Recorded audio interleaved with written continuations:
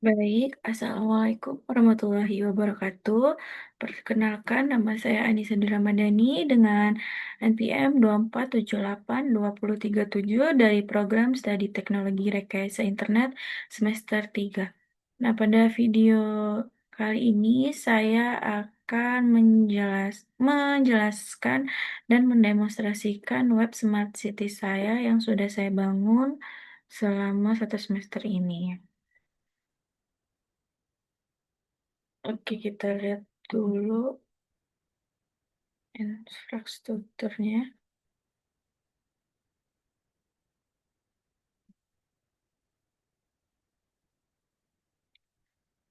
Oke. Nah, pada aplikasi ini tuh menggunakan arsitektur berbasis client server. Nah, di mana sistem ini dibagi menjadi dua bagian utama, yaitu frontend dan backend. Frontend ini digunakan oleh pengguna baik citizen maupun si adminnya. Nah, untuk berinteraksi dengan sistem melalui browser,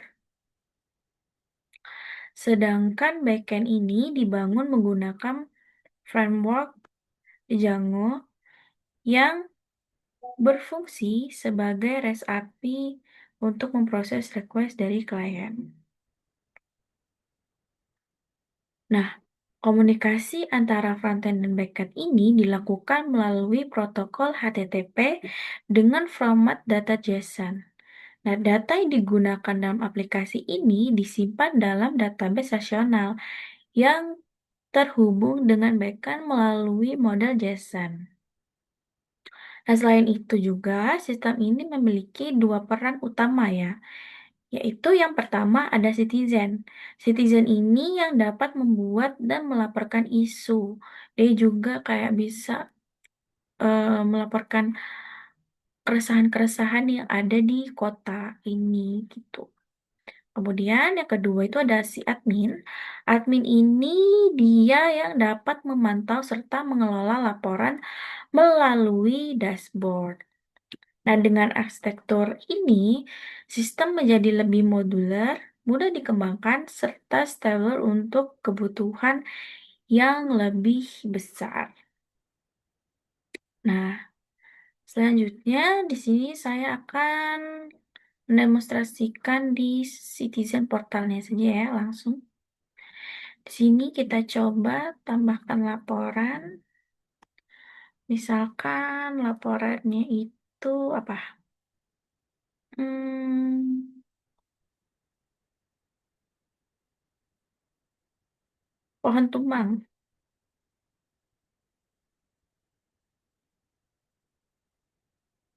Kita pilih kategorinya itu keamanan ya, karena kan keamanan kalau ini lokasinya di Kedaton. Deskripsinya kita kasih pohon besar tumbang di tengah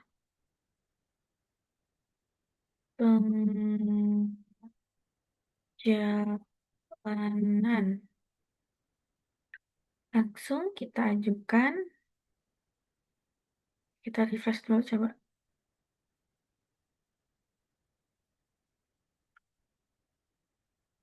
Oke, kita buat ulang.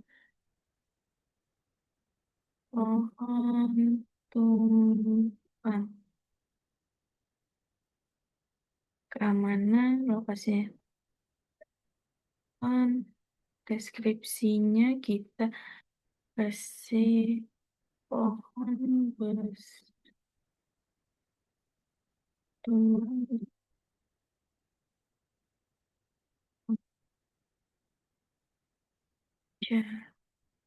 jalanan. Kita ajukan. Nah, nah di sini kita bisa melihat ya, bahwa identitas pelapor itu tidak ditampilkan secara langsung. Nah, hal ini itu menunjukkan bahwa fitur anonimitas telah diimplementasikan dengan baik untuk menjaga privasi pengguna, ya, si warga anonim ini. Nah, kalau sudah, kita langsung saja ke web si adminnya.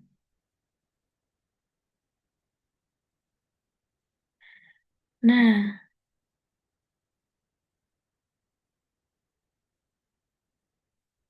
pada halaman dashboard, ya, admin dapat melihat ringkasan laporan yang masuk ke dalam sistem. Nah, di sini juga kita bisa melihat ya teman-teman, oh di sini ada pohon tumbang yang baru saja tadi kita buat, kemudian jalanan rusak, AC rusak, kemudian satu jadi masih report,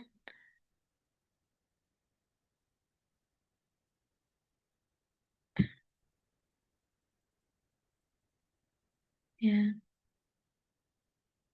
Kemudian coba kita hapus, laporan berhasil dihapus. Kemudian masih ada 2 draft dan report.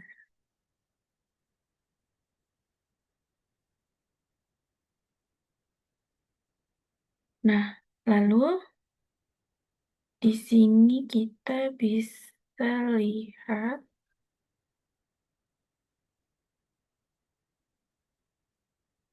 di view.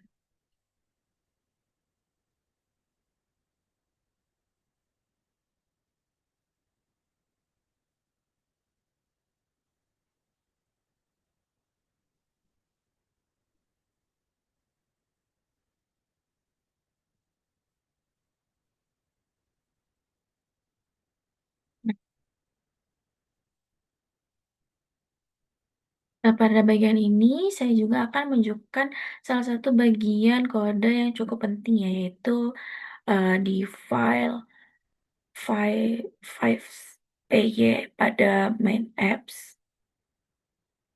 Ya, pada main apps. Nah, file ini berfungsi sebagai pusat logika aplikasi.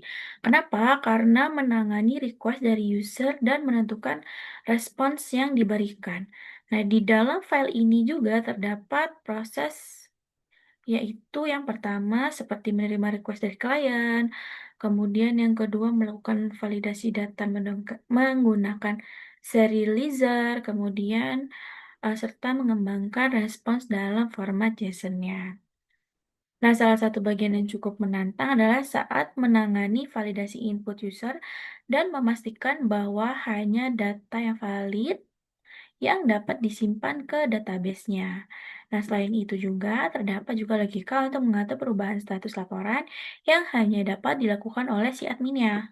Nah, dengan struktur ini, kode menjadi lebih terorganisir karena memisahkan antara model, serializer, dan views-nya. Di sini kayak ada report, detail files, kemudian JSON filenya, kemudian create filenya. Itu.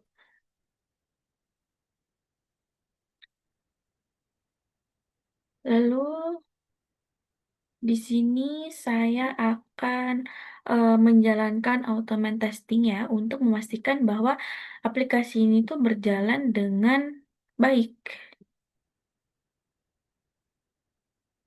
Gitu.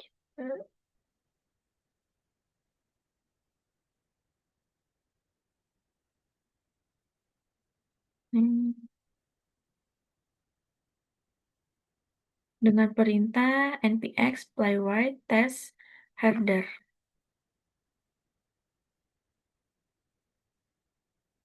Oke, kita tunggu.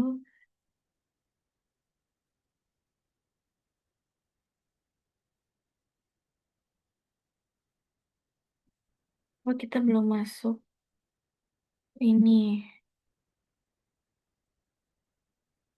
Kita sebelum menjalankan, kita masuk ke folder Smart Citizen SPNPM dulu ya.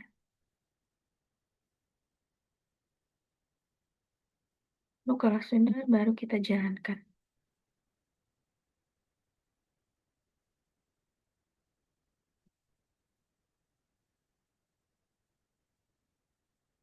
Ini kita tunggu dulu. Kita biarkan dia berjalan dengan sendirinya untuk testing apakah ada yang bagian error atau bukan.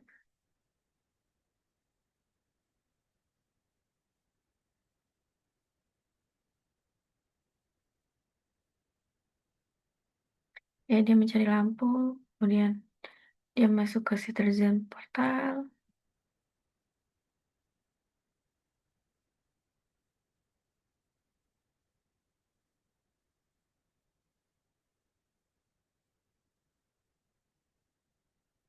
Nah, di sini ada 9 tes ya. Dia menunjukkan centang, yaitu di 9 phases, yaitu dia artinya dari 9 tes itu bahwa semua langkah-langkahnya berjalan dengan baik. Nih, out 04 direct dari dashboard-nya, kemudian out 05, out 06, out 01-nya, 02, 03, 04, dan sampai di 06 ya.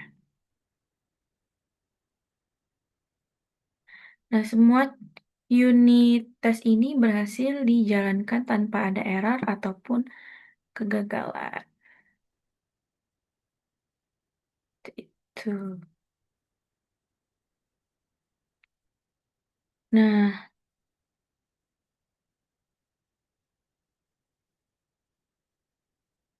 kemudian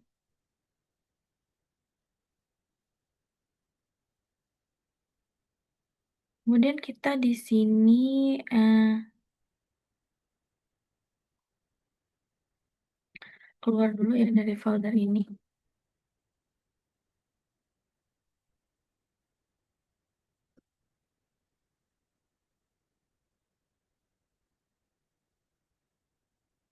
Lalu kalau sudah,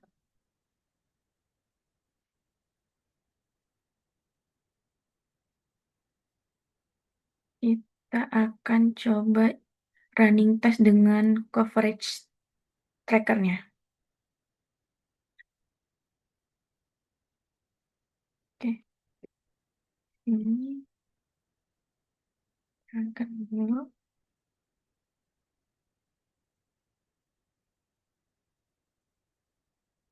Kita tunggu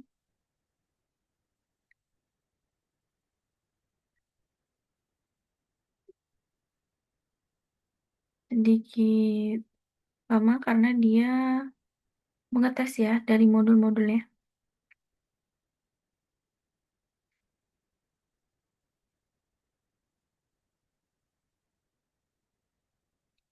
Ini dia sistem check-in. Nah, di sini dia keterangannya sudah oke dan run 6 tes in sudah berhasil. Lalu, kalau sudah kita akan menggenerate coverage report. Kita jalankan dulu ini.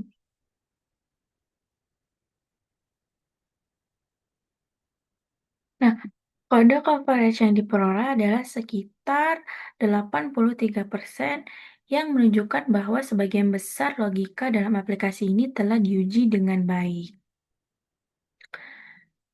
Nah, selain itu, pengujian end-to-end menggunakan Playwright juga menunjukkan bahwa seluruh skenario berjalan sukses tanpa adanya tes yang gagal. Kita coba tampilkan coverage HTML ya.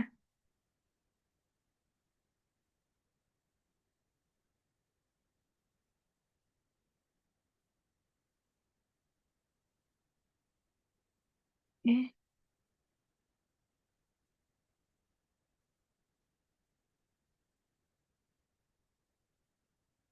ini kita kontrol.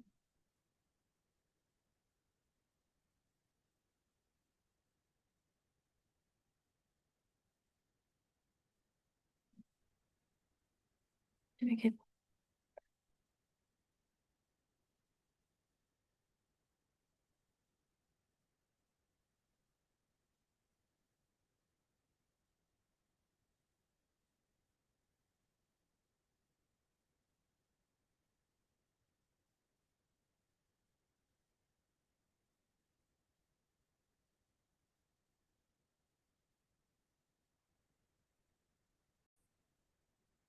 Nah, tampilan dari link yang sudah ditampilkan di visual code ini, dia menunjukkan ini ya, dia cover reportnya ada 83 di function, ini di filenya 83, kemudian di classes banyak, ada smart city migration, semuanya ada di sini.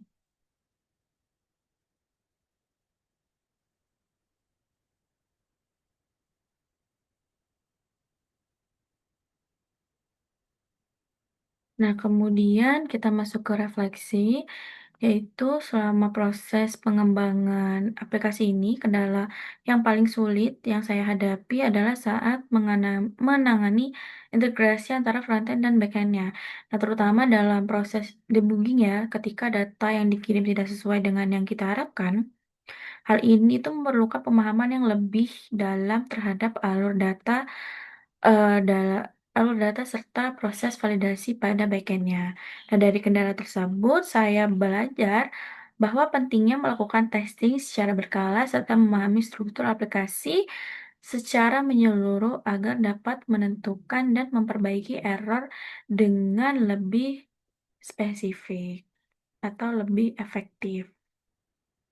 Nah, mungkin itu saja video testing dari saya. Jika ada salah atau kurangnya saya mohon maaf. Saya akhiri. Wassalamualaikum warahmatullahi wabarakatuh.